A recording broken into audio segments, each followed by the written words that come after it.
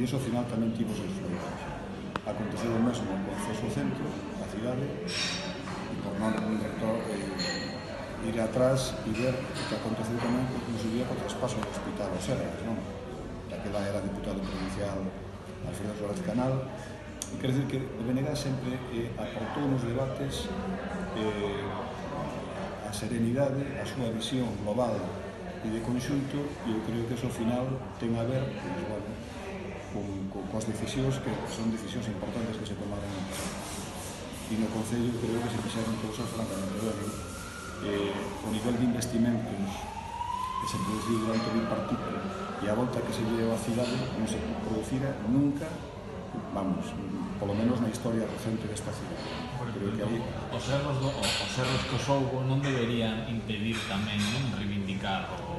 Digo, agora xa... No, por suposto, Nos non solo non nos estamos absolutamente encantados do que se puxemos no pasado, sino que nos, de alguna maneira, tamén reivindicamos ese pasado. Eu creo que temos, insisto, que facer unha valoración crítica das cousas que non funcionaron e dos que por en valor moito bo que se fixo. Iso é absolutamente fundamental porque aí vese claramente a man do BNG.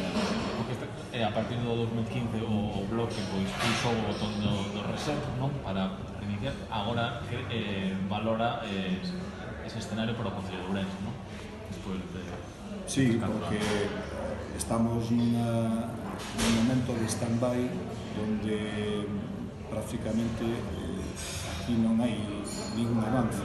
Eu preguntaba de outro día a un grupo de persoas se eran capaces de decirme algún feito de certa relevancia que se producira no que levamos a mandato, e realmente foron incapaces.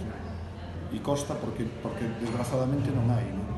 Entón, eu creo que se necesita, pulsar esa tecla de reinicio, porque está todo por facer, e nós, donde todo o mundo ve problemas, nós o único que vemos son posibilidades.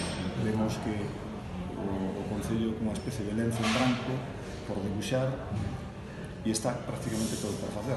Unha das cousas positivas, digamos, deste mandato é que, bueno, non deixa demasiadas hipotecas, por lo tanto, os que entremos na nova corporación, bueno, pues vamos a poder realmente facer esa transformación que tanto necesita a veciñanza de Ourense. Falaba de repartir culpas, o que